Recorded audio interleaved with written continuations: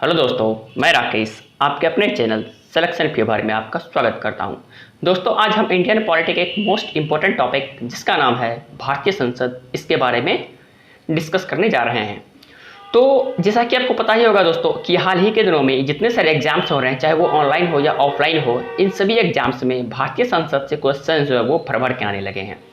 तो क्यों ना इस टॉपिक के बारे में कंप्लीट नॉलेज हमें एक बार आ जाए, ताकि हमारे एग्जाम्स में कोई भी क्वेश्चंस छूट नहीं पाए। तो जैसा कि दोस्तों आपको पता ही होगा कि हम जो भी क्वेश्चंस बताते हैं उसका फुल एक्सप्लेनेशन के साथ उसका ऑपरेशन करते हैं। जी हाँ, ऑपरेशन करते हैं। और ताकि इसलिए कर देता हूँ मैं इसका ऑपरेशन, ताकि आपको समझने में कोई दिक्कत ना हो, ताकि आपको ये ना लगे कि हम क्वेश्चंस को रट रहे हैं। तो भारतीय संसद से जितने सारे इंपॉर्टेंट क्वेश्चंस बनते हैं, आज सभी के सभी क्वेश्चंस को हम डिस्कस करेंगे। और हाँ दोस्तों, आपने आज तक बहुत सारे चैनल पर यूट्यूब से पढ़ा होगा, नो डाउट कि वो अच्छा पढ़ाते होंगे, लेकिन जिस तरीका से मैं आपको एक्सप्लेन करूँगा और समझाऊँगा, ये आज तक आपने किसी से नहीं पढ़ा होगा। तो दोस्तों, अगर आपको मेरा वीडियो पसंद आता है तो हमारे चैनल को सब्सक्राइब करें, लाइक करें और कमेंट करना बिल्कुल ना भूलें। तो चलिए दोस्तों, आज इस सेशन के हम पहले क्वेश्चन से स्टार्ट करते हैं। तो सबसे पहले हम ये जान लेते हैं कि आखिर ये संसद होता क्या है। क्या संसद क्या होता है? तो संसद जो होता है वो भारत का सर्वोच्च विधायी निकाय है, जो हमारे देश के लिए कानून का निर्माण करता है। क्या संसद हमारे देश का सर्वोच्च विधायी मतलब कानून। तो ये संसद जो है हमारे देश का सर्वोच्च विधायी निकाय है, जो हमारे देश के लिए कानून का निर्माण करता है। और भारतीय संसद के मुख्यतः 3 अंग होते हैं। क्या कितने अंग होते हैं? 3 अंग होते हैं, जिसमें आपको क्या क्या आ जाता है? लोकसभा आ जाता है, राज्यसभा आ जाता है और राष्ट्रपति आ जाता है। सिंपल सी बात, इसको आप इस तरीका से समझ लीजिए कि मान के चलिए एक पिता हैं और उनके 2 बच्चे हैं। क्या एक पिता है और उनके 2 बच्चे हैं। 2 बच्चे को मान लीजिए वो एक लोकसभा है और एक राज्यसभा है, और पिताजी हो गए क्या? राष्ट्रपति हो गए। तो जस्ट इसी प्रकार से होता है। अच्छा, बच्चे क्या करते हैं, जब थोड़े बड़े हो जाते हैं तो वो कुछ ना कुछ करना चाहते हैं। पिताजी को बोलते हैं, पिताजी हमें कुछ इस तरीका से करना है, आप हमें इसकी इजाज़त दीजिए। तो संसद, लोकसभा और राज्यसभा में यही होता है, कानून तो बनता है, लेकिन वो जो कानून पर हस्ताक्षर होने के लिए जाता है, जिसके बाद वो कानून पूरी तरह से लागू होता है, तो वो राष्ट्रपति के द्वारा होता है। तो वही होता है, जब हम कुछ भी इम्प्लीमेंट करते हैं तो हम अपने पिताजी के पास जाते हैं, गार्जियन के पास जाते हैं। अगर गार्जियन हमारे उसको अप्रूव कर लेते हैं तो क्या हम उस काम को करने के लिए एलिजिबल हो जाते हैं। तो जस्ट वही बात है। लोकसभा और राज्यसभा क्या होता है, अगर कोई कानून बनाना होता है तो उस कानून का निर्माण कर देता है, और अगर जब उस कानून को लागू करने की बात आती है तो उसको कौन लागू करता है? वो राष्ट्रपति के हस्ताक्षर के बाद ही लागू होता है। तो हम संसद के बारे में थोड़ा सा ओवरव्यू जान लिए, क्या ये संसद होता क्या है। अब चलिए, इस संसद से संबंधित हमारे एग्जाम्स में जितने सारे क्वेश्चंस बनते हैं, हर क्वेश्चन के बारे में फुल डिस्कस के साथ जानने का प्रयास करते हैं। तो हमारा जो पहला क्वेश्चन क्या है, भारतीय संविधान के किस अनुच्छेद के अंतर्गत संसद का प्रावधान किया गया है? क्या भारतीय संविधान के किस अनुच्छेद के अंतर्गत संसद का प्रावधान किया गया है? तो ये जो किया गया है आपको अनुच्छेद 79 यानी 79 के अंतर्गत। चलिए, ये तो हो गया। अब संसद से संबंधित और क्या क्या अनुच्छेद इंपॉर्टेंट है वो जान लेते हैं। सबसे पहला अनुच्छेद आ जाता है आपको 79, जो कि किससे संबंधित है? ये आपको संसद से संबंधित है। इसमें आता है 79, 80, 81, तीनों याद रख लीजिए। 79, 80, 81। क्या 79, 80, 81। और 79 तो हो गया संसद के बारे में। 80 आपको बता देता है किसके बारे में? राज्यसभा के बारे में। किसके बारे में? राज्यसभा के बारे में। अच्छा, ये 81 क्या बताता है? ये लोकसभा के बारे में बताता है। किसके? ये लोकसभा के बारे में बता देता है। तो समझ गए, 79, 80, 81। 79 हो गया आपको संसद के बारे में, 80 हो गया राज्यसभा के बारे में, 81 हो गया आपको लोकसभा के बारे में। चलिए, जस्ट यहाँ पे वही सारे अनुच्छेद हम दिए हुए हैं ऑप्शन में। अच्छा, अगला ऑप्शन इसमें आ जाता है अनुच्छेद 110। तो अनुच्छेद 110 में है वो धन विधेयक के बारे में बताया। किसके बारे में? धन विधेयक के बारे में।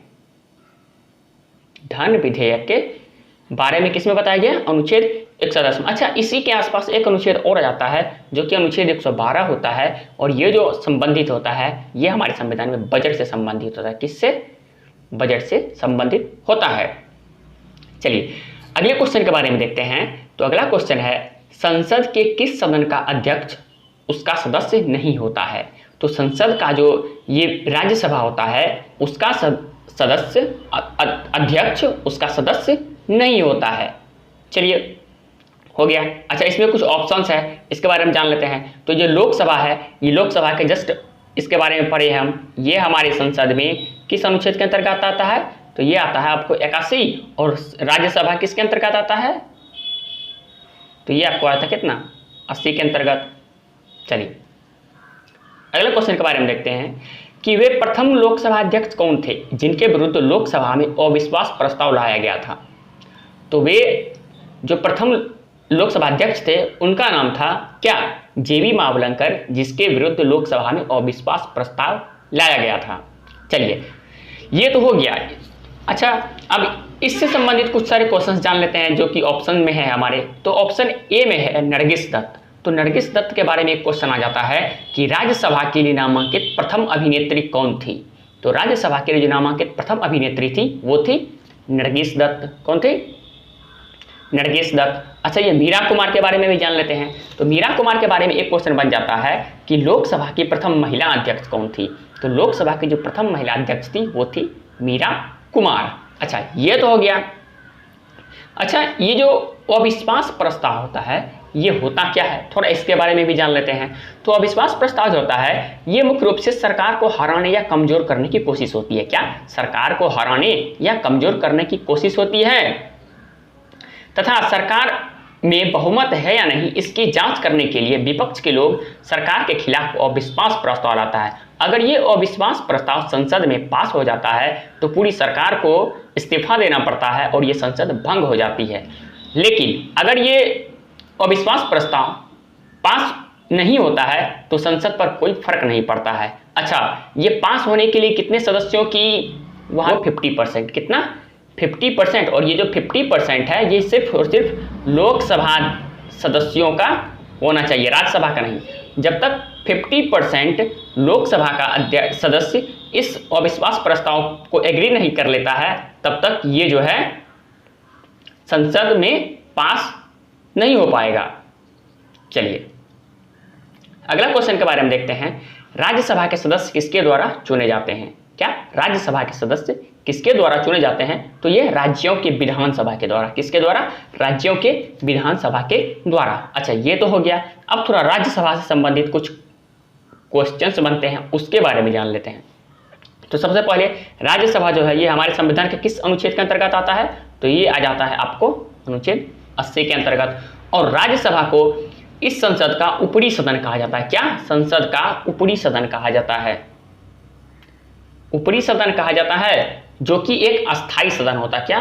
अस्थाई सदन होता है और यह कभी भंग नहीं होता है। अच्छा, यह अस्थाई क्यों होता है? क्योंकि इसमें से प्रत्येक 2 वर्ष बाद 1/3 सदस्य जो है रिटायर हो जाते हैं, इसलिए यह एक अस्थाई होता है और कभी भंग नहीं होता है। चलिए, अच्छा, ये राज्यसभा जो होता है ये इसमें क्या होता है? तो इसका जो निर्माण किया गया है राज्यों के प्रतिनिधित्व के लिए। क्या? राज्यों एवं केंद्र शासित प्रदेशों के प्रतिनिधित्व के लिए राज्यसभा का निर्माण किया गया है। तो चलिए ये हो गया। अब अगले क्वेश्चन के बारे में देखते हैं कि लोकसभा में बिहार को आवंटित सीटें किन 2 राज्यों के को आवंटित सीटों के योग के बराबर है? तो ये जो बराबर है ये आपको हो जाएगा छत्तीसगढ़ और मध्य प्रदेश। क्या? छत्तीसगढ़ और मध्य प्रदेश। कैसे? क्योंकि देखिए बिहार में तो लोकसभा में टोटल 40 सीट है और छत्तीसगढ़ में आपको 11 हो जाता है। क्या? छत्तीसगढ़ में 11 हो जाता है और मध्य प्रदेश में आपको 29 हो जाता है। तो 11 और अगर 29 को आप ऐड करते हो तो ये हो जाता है 40। तो ये इसीलिए कहा गया है लोकसभा में बिहार में जो कि 40 लोकसभा सीट है, आवंटित सीटें किन 2 राज्यों को के आवंटित सीटों के योग के बराबर हो जाता है? तो वो हो गया आपको छत्तीसगढ़ और मध्य प्रदेश। चलिए अब इसके कुछ ऑप्शन से संबंधित जान लेते हैं। आखिर सबसे आ जाता है आपको कि सबसे अधिक लोकसभा सीटें किस राज्य में है? तो वो है कहां पर? यूपी में। और यूपी में कितना लोकसभा सीट है? तो ये आपको हो जाएगा 80। कितना? 80। अच्छा, अगला इसमें ऑप्शन है मध्य प्रदेश। मध्य प्रदेश के तो बारे में जानिएगा कितना है? मध्य प्रदेश के बारे में 29 है। अच्छा, अगला है इसमें राजस्थान। तो राजस्थान के जो पास है लोकसभा की सीट है वो है 25। कितना? राज्यसभा के पास 25 है। अच्छा अगला इसमें है तेलंगाना, और तेलंगाना के पास जो है वो है आपको 29। कितना है? तेलंगाना के पास लोकसभा की जो है वो 29 सीट है। चलिए अगले क्वेश्चन के बारे में देखते हैं। राष्ट्रपति के द्वारा संसद में कितने व्यक्ति को मनोनीत किया जा सकता है? तो राष्ट्रपति के द्वारा जो है संसद में वो 14 व्यक्ति को मनोनीत किया जा सकता है। कितना? 14, और जिसमें से 2 होता है लोकसभा से और 12 हो जाता है राज्यसभा से। चलिए ये हो गया। अगला क्वेश्चन है, राज्यसभा के सदस्य बनने के लिए न्यूनतम आयु कितनी चाहिए? तो ये जो राज्यसभा के सदस्य बनने के लिए न्यूनतम आयु 30 वर्ष चाहिए। कितना?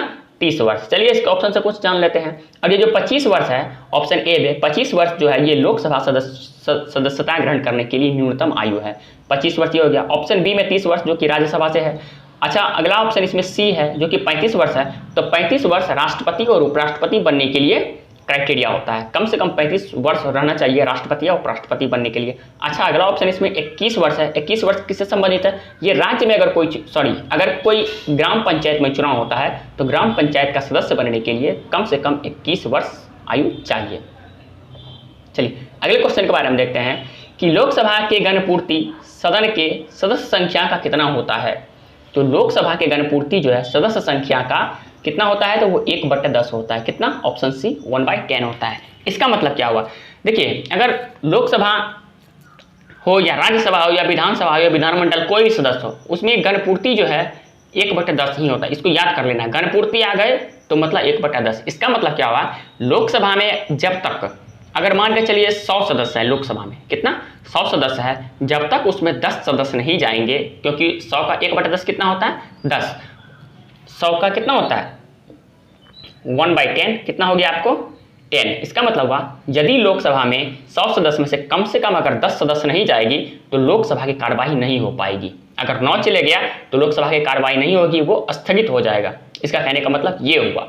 तो मतलब ये है कि कम से कम कितना आदमी वहां पहुंचना चाहिए ताकि कार्रवाई शुरू की जाए? तो वो कम से कम 1/10 यानी जितना सदस्य है उनका 1/10 पहुंचना चाहिए। तो चलिए अगले क्वेश्चन के बारे में देखते हैं कि लोकसभा में राज्यवार सीटों की संख्या वर्ष 1971 की जनगणना पर आधारित है। यह निर्धारण किस वर्ष तक यथावत रहेगा? तो क्या है? लोकसभा में राज्यवार सीटों की संख्या वर्ष 1971 की जनगणना पर आधारित है और यह जो है यथावत रहेगा आपको 2026 तक, यानी 2026 तक लोकसभा में कोई सीट इंक्रीज या डिक्रीज नहीं किया जाएगा। ठीक है, तो इसका मतलब ये हो गया। जस्ट अगले क्वेश्चन के बारे में देखते हैं। लोकसभा में सदस्यों की अधिकतम संख्या कितनी हो सकती है?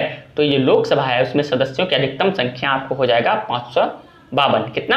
552। अच्छा ये हो गया। अच्छा लोकसभा में अभी सदस्यों की वर्तमान संख्या कितनी है? तो वो है आपको 545। कितना? 545 है। अच्छा इसका अगला ऑप्शन इसमें क्या है? 243। तो ये 243 है, ये बिहार में है। क्या? बिहार विधानसभा में सीटों की संख्या कितनी है? 243 है। क्या? कहां पे? बिहार विधानसभा में सदस्य सीटों की संख्या कितनी है? आपको 243 हो गया। अच्छा ये 250 क्या है? तो ये जो 250 है राज्यसभा में सदस्यों की अधिकतम संख्या जो है वो कितनी हो सकती है? 250 हो सकती है। क्या? राज्यसभा में सदस्यों की जो अधिकतम संख्या कितनी हो सकती है? 250 होती है। और वर्तमान में कितना है? तो ये 245 है। कितना है? 245 है। चलिए अगले क्वेश्चन के बारे में देखते हैं। संविधान की चौथी अनुसूची किससे संबंधित है? तो ये संविधान की चौथी अनुसूची है ये राज्यसभा में सीटों के आवंटन से संबंधित है। क्या? राज्यसभा में सीटों के आवंटन से संबंधित है। चलिए ये तो हो गया। अब इसके ऑप्शन से कुछ जान लेते हैं आखिर ऑप्शन क्या कहना चाह रहा है। तो पहला ऑप्शन है इसमें राज्य तथा केंद्र शासित प्रदेश। तो ये राज्य जो केंद्र शासित प्रदेश है ये हमारे संविधान के अनुसूची 1 से संबंधित। किससे? अनुसूची 1 से संबंधित है। क्या? केंद्र और राज्य के बारे में बताया गया है अनुच्छेद 1 में। अच्छा इसमें है विभिन्न अधिकारियों के वेतन। तो ये वेतन जो है हमारे संविधान के अनुसूची 2 में बताया गया। क्या? अनुसूची 2 में वेतन के बारे में बताया गया है। और अगला है इसमें विभिन्न अधिकारियों के शपथ। अच्छा ये शपथ के बारे में हमारे संविधान के अनुच्छेद 3 में अनुसूची 3 में बताया गया है। तो हो गया। चलिए अगले क्वेश्चन के बारे में देखते हैं। भारतीय संविधान के किस अनुच्छेद के तहत संसद को विशेष अधिकार दिए गए हैं? क्या है? भारतीय संविधान के किस अनुच्छेद के तहत संसद को विशेष अधिकार दिए गए हैं? वो जो अनुच्छेद है वो है 105। अच्छा, ये विशेष अधिकार क्या होता है? देखिए, संसद को जब वो अपनी सदस्यता ग्रहण करता है तो उनको बहुत सारे विशेष अधिकार दिए जाते हैं। जैसे कि अगर उस अपने टाइम पीरियड के दौरान अगर वो कुछ किसी के खिलाफ बोलते हैं या अपना कुछ वक्तव्य देते हैं तो उसके खिलाफ कोई कानूनी कार्रवाई नहीं की जाएगी। बस यही कुछ विशेष अधिकार होते हैं। अच्छा, ये हो गया। अब इसके ऑप्शन से संबंधित क्या क्या क्वेश्चन है? अनुच्छेद है 79, 80, 81। अच्छा, अनुच्छेद 79 किसके बारे में है? संसद के बारे में। अच्छा, अनुच्छेद 80 किसके बारे में है? तो ये आपको हो गया राज्यसभा के बारे में। अनुच्छेद 81 किसके बारे में है? तो ये हो गया आपको लोकसभा के बारे में। चलिए, अगला क्वेश्चन है इसमें, लोकसभा में सीटों का आवंटन किस वर्ष की जनसंख्या के आधार पर निर्धारित है? तो अभी जस्ट पीछे पढ़े थे कहाँ, 1971 के बारे में। क्या कहा गया था इसमें कि 1971 का जो जनसंख्या हुआ था उसे आधार वर्ष मानकर 2000 कब तक, 2026 तक लोकसभा या राज्यसभा में सीटों की संख्या में ना कोई बढ़ोतरी की जा सकती है ना ही कोई कटौती की जा सकती है। चलिए, अगला क्वेश्चन के बारे में देखते हैं, संविधान के किस अनुच्छेद के अंतर्गत धन विधेयक का प्रावधान है? तो ये जो धन विधेयक का प्रावधान है हमारे संविधान के अनुच्छेद 110 में है। किसमें है? 110 में है। चलिए, अच्छा, ये धन विधेयक जो है सिर्फ और सिर्फ लोकसभा में ही लाया जा सकता है। कहाँ आपको क्वेश्चन आ जाता है, धन विधेयक को संसद के किस सदन में पेश किया जा सकता है? तो वो जो है सिर्फ और सिर्फ लोकसभा में पेश किया जा सकता है। अच्छा, अगला ऑप्शन है इसमें अनुच्छेद 112। तो अनुच्छेद 112 में हमारे संविधान में बजट के बारे में बताया गया है। किसके बारे में? ये जो बजट के बारे में बताया गया है। अच्छा, अनुच्छेद 108 है। इस अनुच्छेद 108 में क्या बताया गया है?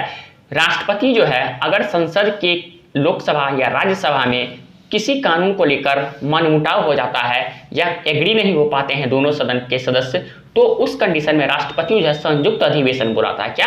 राष्ट्रपति संयुक्त अधिवेशन बुलाता है और जिसकी अध्यक्षता कौन करता है? लोकसभा अध्यक्ष करता है। क्या? लोकसभा अध्यक्ष करता है। चलिए, अगले क्वेश्चन के बारे में देखते हैं कि अगला क्वेश्चन है, भारतीय संविधान का कौन सा अनुच्छेद संसद को अंतर्राष्ट्रीय समझौतों को लागू करने के लिए विधि निर्माण करने की शक्ति प्रदान करता है? क्या है? भारतीय संविधान का कौन सा अनुच्छेद संसद को अंतर्राष्ट्रीय समझौतों को लागू करने के लिए विधि निर्माण करने की शक्ति प्रदान करता है? तो ये जो अनुच्छेद है आपको 253 यानी अनुच्छेद 253 में। क्या? 253 में। अच्छा, इसके ऑप्शन से संबंधित कुछ क्वेश्चन जान लेते हैं। तो इसका अगला जो ऑप्शन है अनुच्छेद 249। क्या है? अनुच्छेद 249 है। और ये जो अनुच्छेद 249 है ये आपको राज्यसभा से संबंधित है। क्या? इसमें राज्यसभा को कुछ विशेष अधिकार दिए गए हैं। अच्छा, वो क्या दिए गए हैं उसके बारे में जान लेते हैं। इसमें क्या कहा गया है कि राज्यसभा जो है संसद के हित में कानून बना सकती है। क्या? राज्यसभा संसद के हित में कानून के बारे में कानून बना सकती है। यदि राज्यसभा अपने सदस्यों के 2/3 बहुमत से कोई प्रस्ताव पारित करे जो कि राज्य हित में हो तो संसद उस स्थिति में कानून का निर्माण कर सकती है। कब? यदि कोई कानून जो कि राज्य के हित से संबंधित हो, अगर उस स्थिति में राज्यसभा कोई कानून बनाती है तो संसद उस कानून को लागू कर सकती है। तो ये किस अनुच्छेद में कहा गया? अनुच्छेद 249 में कहा गया है। चलिए, ये हो गया। अगले क्वेश्चन के बारे में देखते हैं, प्राक्कलन समिति का कार्यकाल कितना वर्ष का होता है? ये प्राक्कलन समिति का कार्यकाल जो है वो 1 वर्ष का होता है। कितना वर्ष का? 1 वर्ष का। अच्छा, ये तो हो गया। अब प्राक्कलन समिति होता क्या है इसके बारे में थोड़ा जान लेते हैं। तो ये जो प्राक्कलन समिति होता है इसमें लोकसभा के सिर्फ और सिर्फ लोकसभा के 30 सदस्य होते हैं। कितना? 30 सदस्य लोकसभा के। इसमें राज्यसभा के एक भी सदस्य नहीं होते हैं। अच्छा, इसका क्या क्या कार्य होता है? तो यह समिति सरकारी खर्च में कैसे कमी लाई जाए, संगठन को कैसे कुशलता पूर्वक कराया जाए तथा प्रशासन में कैसे सुधार लाया जाए, इनकी रिपोर्ट सरकार को सौंपती है। कौन? ये प्राक्कलन समिति। चलिए, ये हो गया। अगले क्वेश्चन के बारे में देखते हैं, विशेषाधिकार समिति में दोनों सदनों में कुल कितने सदस्य होते हैं? तो ये विशेषाधिकार होते हैं दोनों सदनों को मिलाकर टोटल 25 सदस्य होते हैं, जिसमें से लोकसभा से कितना? 15 और राज्यसभा से आपको 10 होता है। क्या? राज्यसभा से 10 होता है। चलिए, अगले क्वेश्चन के बारे में देखते हैं, एक वर्ष में लोकसभा में कम से कम कितने सत्र बुलाए जाते हैं? तो एक वर्ष में लोकसभा में जो कम से कम तो 2 सत्र बुलाए जाते हैं, लेकिन अधिक से अधिक 3 सत्र बुलाए जाते हैं। कितने? प्रावधान जो है वो 3 सत्र का है। क्या क्या कौन कौन वो सत्र होता है? एक होता है मानसून सत्र। क्या होता है? एक होता है मानसून सत्र जो कि जुलाई से अगस्त के बीच में आता है। कहाँ से? जुलाई से अगस्त के बीच में आता है। और दूसरा सत्र जो होता है मानसून के बाद क्या आता है आपको? ठंडी आ जाता है, तो उसमें आता है एक शीतकालीन सत्र। क्या? शीतकालीन सत्र, जो कि नवंबर से दिसंबर के बीच होता है। क्या? नवंबर से दिसंबर के बीच होता है। और एक आता है जब हमारे संविधान में बजट पेश किया जाता है, तो वो आ जाता है जिसको कहते हैं बजट सत्र, और ये आता है जनवरी के अंत में। कब? जनवरी के अंत में। तो कम से कम तो वर्ष में अधिक से अधिक तो 3 सत्र आ सकते हैं, लेकिन कम से कम एक वर्ष में 2 सत्र जरूर आएगा ही आएगा। तो यही कहा गया था, एक वर्ष में लोकसभा में कम से कम कितने सत्र बुलाए जा सकते हैं? 2 सत्र। चलिए अगला क्वेश्चन है, किस संविधान संशोधन के द्वारा लोकसभा में आंग्ल भारतीय समुदाय से संबंधित व्यवस्था को आगे नहीं बढ़ाया गया है? क्या? किस संविधान संशोधन में लोकसभा के द्वारा आंग्ल भारतीय समुदाय से संबंधित व्यवस्था को आगे नहीं बढ़ाया गया है? तो ये जो संशोधन हुआ है 104वां संविधान संशोधन 2019 के द्वारा। अच्छा, ये आंग्ल भारतीय समुदाय क्या होता है? ऐसे ब्रिटिश व्यक्ति, क्या ब्रिटिश ऐसे व्यक्ति जो भारत में अपना अस्थायी रूप से बस चुका है, तो उसी को लोकसभा में कुछ उसकी प्रतिनिधित्व को देने के लिए लोकसभा में राष्ट्रपति जो है 2 आंग्ल समुदाय के सदस्यों की नियुक्ति करता है। कितना? 2, जिसकी व्यवस्था अनुच्छेद संविधान संशोधन 104 के तहत जो कि 2019 में हुआ है, उसको आगे अभी तक नहीं बढ़ाया जा चुका है, यानी कि इसको अभी तक पोस्टपोन कर दिया गया है। तो ये हो गया। अच्छा, इसके ऑप्शन से संबंधित जान लेते हैं। कुछ संशोधन दिया है जो कि 101वां संविधान संशोधन 2017 है। तो ये किससे संबंधित है? इसी संविधान संशोधन के तहत हमारे देश में जीएसटी आया था। क्या? जीएसटी आया था। अच्छा, अगला संविधान संशोधन जो कि 42वां संविधान संशोधन है 1976, इसमें क्या हुआ था? हमारे संविधान में समाजवादी, पंथ निरपेक्ष और अखंडता शब्द को जोड़ा गया था। क्या? 42वां संविधान संशोधन के द्वारा। और इस 42वां संविधान संशोधन के बारे में हम अभी जस्ट पीछे के लेक्चर में फुल एक्सप्लेनेशन के साथ दिए हैं कि इसको मिनी संविधान संशोधन क्यों कहा जाता है, क्योंकि इसमें बहुत सारे अमेंडमेंट हुए थे। तो चलिए अगला इसमें ऑप्शन है जो कि 44वां संविधान संशोधन 1978। इसमें क्या किया गया था कि हमारे मौलिक अधिकार की सूची से संपत्ति के अधिकार को खत्म करके उसको अनुच्छेद 300 का क में डाल के उसको कानूनी अधिकार प्रदान कर दिया गया था। चलिए तो अगला क्वेश्चन है इसमें, किस संविधान संशोधन के द्वारा लोकसभा में सदस्यों की संख्या 525 से बढ़ाकर 545 कर दिया गया? क्या है? किस संविधान संशोधन के द्वारा लोकसभा में सदस्यों की संख्या 525 से बढ़ाकर 545 कर दिया गया? तो ये जो हुआ था 31वां संविधान संशोधन में। किसमें? 31वां संविधान संशोधन में। चलिए अगला इसमें कुछ ऑप्शन है जो कि है 42वां, इसके बारे में जस्ट पीछे पढ़े, 44वां भी जस्ट पीछे पढ़े। तो चलिए अगला क्वेश्चन देखते हैं सीधा। तो है, किस राज्य में लोकसभा में अनुसूचित जनजातियों के लिए सर्वाधिक सीटें आरक्षित है? तो वो जो राज्य है वो है आपको मध्य प्रदेश। क्या है? मध्य प्रदेश। और इस राज्य में जो है अनुसूचित जनजाति यानी एसटी लोगों के लिए टोटल 6 सीटें आरक्षित हैं लोकसभा में। चलिए अगला क्वेश्चन के बारे में देखते हैं कि लोकसभा का सचिवालय किसके नियंत्रण में होता है? ये जो लोकसभा का सचिवालय होता है ये लोकसभा अध्यक्ष के नियंत्रण में होता है। किसके नियंत्रण में? तो लोकसभा अध्यक्ष के नियंत्रण में होता है। चलिए अगला क्वेश्चन के बारे में देखते हैं, भारत की संचित निधि पर कौन सा व्यय भारित नहीं होता है? तो भारत की जो संचित निधि है उस पर प्रधानमंत्री के वेतन और भत्ते भारित नहीं होते हैं। बाकी जितने राष्ट्रपति का वेतन हो गया, भारत के नियंत्रक एवं महालेखा परीक्षक का वेतन हो गया, लोकसभा अध्यक्ष, यानी जितने अधिकारी होते हैं लोकसभा और राज्यसभा के, सभी के सभी का जो वेतन होता है वो भारत के संचित निधि से दिया जाता है। और किसको छोड़ करके? वो एक्सेप्ट प्रधानमंत्री और उनके भत्ते को छोड़कर। चलिए अगला क्वेश्चन है इसमें कि धन विधेयक संसद के किस सदन में पेश किया जा सकता है? अभी जस्ट पीछे बताएं, धन विधेयक संसद के सिर्फ और सिर्फ लोकसभा में पेश किया जा सकता है। कहाँ पे? लोकसभा में पेश किया जा सकता है। चलिए अच्छा अगला क्वेश्चन और लास्ट क्वेश्चन है इसमें, क्षेत्रफल की दृष्टि से सबसे बड़ा लोकसभा निर्वाचन क्षेत्र कौन सा है? तो वो जो है आपको लद्दाख है। क्या है? सबसे बड़ा निर्वाचन क्षेत्र है लद्दाख हो गया। ये भी क्वेश्चन आ जाएगा कि क्षेत्रफल की दृष्टि से सबसे बड़ा लोकसभा, क्षेत्रफल की दृष्टि से सबसे छोटा लोकसभा निर्वाचन क्षेत्र, तो वो आपका हो जाएगा चांदनी चौक दिल्ली। तो चलिए दोस्तों, संसद से संबंधित जितने सारे इंपॉर्टेंट क्वेश्चंस बने थे हमारे एग्जाम्स में और बनते आ रहे हैं, उससे हम टोटल 25 क्वेश्चंस में सभी को हमने कवर कर लिया है। और ये कहने का जो 25 क्वेश्चंस है दोस्तों, आपको पता ही होगा जब मैंने इसको एक्सप्लेन किया तो कम से कम 150 क्वेश्चन तो हो ही गया होगा। तो दोस्तों, अगर आपको मेरा वीडियो पसंद आता है तो हमारे चैनल को सब्सक्राइब करें, लाइक करें और कमेंट करना बिल्कुल ना भूलें। धन्यवाद।